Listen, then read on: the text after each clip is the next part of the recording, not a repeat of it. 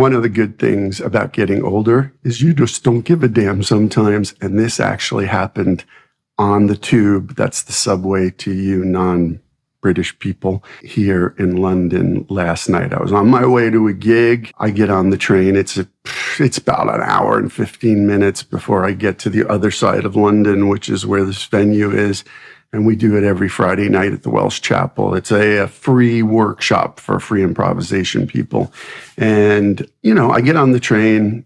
I know it's going to be a while, so I just sit in and I just kind of zone out and not really think about anything. Sometimes I listen to music, but last night I wasn't.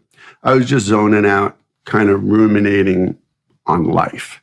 And after a few stops, this gentleman and another guy get on the train and they sit down. One sits across from me, the other one sits next to me, and I'm all the way at the end by the door, which is where I like to be because I've got my guitar and my gear and my little rolly bag that I take to gigs.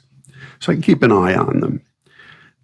So slowly I notice the guy across from me is like looking at me, and I'm like, what's with this guy? And I'm like, oh, maybe he thinks I'm somebody else or whatever.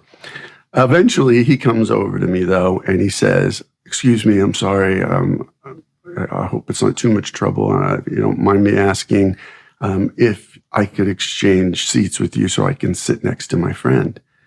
And I looked at him, and I sat back, and I said, you want me to exchange? You want my seat?